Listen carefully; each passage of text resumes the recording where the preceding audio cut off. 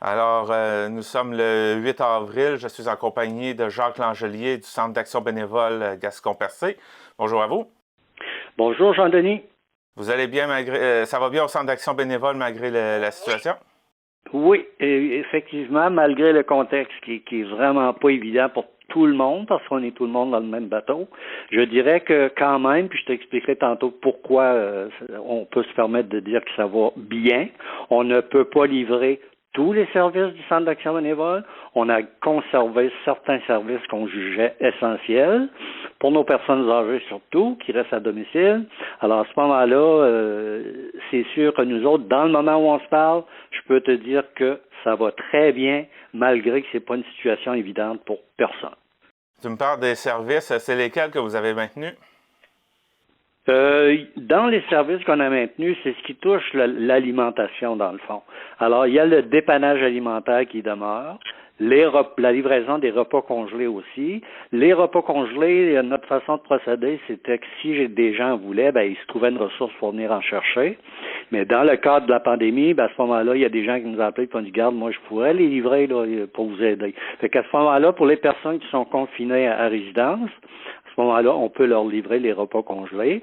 Le service de popote roulante dans toutes les municipalités est maintenu. Toutes les personnes reçoivent 2 repas de popote roulante par semaine, grâce à des bénévoles qui se sont inscrits là, pour nous donner un coup de main, parce qu'il y en avait qui étaient là depuis des années, mais à cause de ce contexte-là, ben, ils ont dit, garde, je vais me retirer. Le dépannage alimentaire, il y a un petit élément spécifique. Le dépannage alimentaire, il y a toujours les mêmes critères qui demeurent. Ça s'adresse à des gens qui ont des moindres revenus, soit un petit chômage, de l'assistance sociale ou un travail à temps partiel, des choses comme ça. Alors, c'est sûr qu'on continue dans ce sens-là, de desservir notre population dans ce sens-là, mais il y a un petit côté spécifique à l'effet que on publicise davantage en disant pour les personnes qui sont touchées directement par ce contexte-là, soit que vous avez perdu votre emploi temporairement, soit que on diminué vos heures de travail, soit que en relation avec la pandémie, à ce moment-là, on ouvre une porte spéciale en disant s'il vous plaît, puis on les conjure quasiment, là, s'il vous plaît, ne vous gênez pas de demander de l'aide avant qu'il soit trop tard. Parce que quand on est en besoin, puis qu'il y a des organismes qui peuvent vous aider, il faut absolument que vous le fassiez. Je sais que c'est pas évident, j'ai beau le dire, c'est pas évident, mais je dis, ce sont des services qui peuvent faire en sorte que votre qualité de vie soit améliorée. Fait que pour ces gens-là, on a ouvert une porte spéciale. Puis, est-ce qu'il y a des services que vous offriez au début de la crise, que finalement il y a eu des changements apportés à ça, comme par exemple service de comptoir vestimentaire, là, je ne sais pas si vous aviez fait de quoi avec ça? Le vestimentaire, il a été fermé automatiquement. On a avisé la population aussi qu'on ne ramasse plus de vêtements durant cette période-là. Puis, on dit aussi aux gens, d'abord, nous, on reçoit personne. Quand les gens viennent chercher, par exemple, un dépannage alimentaire, ben, on respecte aussi toutes les règles du gouvernement. La distanciation étant très importante, on l'applique, je dirais, à 100%. Alors, les gens sont au courant, on se lave les mains souvent, on fait attention à tout, et on fait tout ça à distance. Côté recrutement, bon, c'est sûr, plutôt les bénévoles, c'est sûr que vous avez perdu vos bénévoles de 70 ans et plus parce que vous en avez beaucoup. Comment ça va pour le recrutement? Ben, je te dirais, là, c'est un très beau sujet. Dans toute, je dirais, situation difficile, on nous dit toujours, ben, garde, il y a toujours du bon à aller chercher quelque part. Ben, dans ce qu'on vit de difficulté dans le moment, je vous dirais que quand on a arrivé ici, on a dit, garde, on perd à peu près la moitié, si c'est pas plus, des bénévoles, on se vire Saint-Dicenne pour aller chercher des bénévoles. Et on n'avait pas complété le plan que des gens déjà nous appelaient, des gens qui étaient mis à pied temporairement, des gens qui n'avaient jamais fait de bénévolat au centre d'action bénévole et qui se sont dit, ben mon Dieu, peut-être que je pourrais faire ma part pour un petit bout de temps. Alors, ça a été automatique des milieux de travail, des monsieur, madame, tout le monde. Puis moi, je te dirais une chose personnellement, comme centre d'action bénévole, je pourrais pas dire que j'ai été surpris de ça.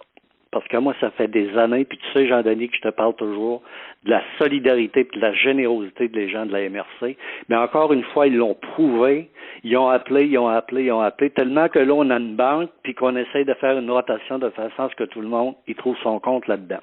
Alors, les gens, ça a été automatique en disant on veut vous aider.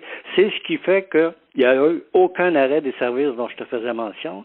Il n'y a eu aucun arrêt. On a pu continuer, puis c'est le même, là, non, moi je lève mon chapeau encore une fois à la MRC Rocher-Percé, là, c'est chapeau.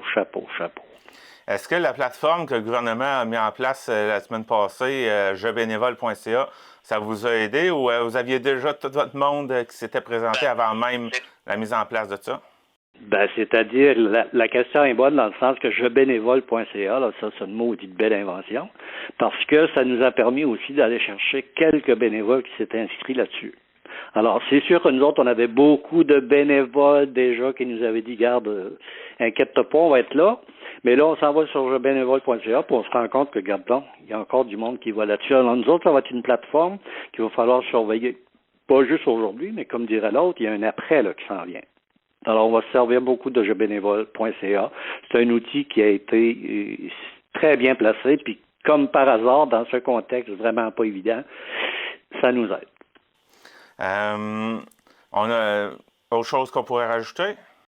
Non, moi, ce que je veux dire, c'est que, garde, on fait du mieux et encore plus, on va dire, parce que on réussit à livrer la marchandise, mais il ne faut pas oublier que nous autres, sans nous vanter, on est une très bonne équipe, on fonctionne très, très bien, mais je vous dirais qu'encore une fois, si on réussit à livrer la marchandise, c'est parce que la population est là et nous fait confiance, pas juste nous faire confiance en disant c'est beau ce que tu fais, vas-y, mais en mettant des gestes concrets, comme en faisant du bénévolat, ou nous apporter des denrées, ou nous apporter un petit peu montant d'argent qu'on va chercher des denrées périssables.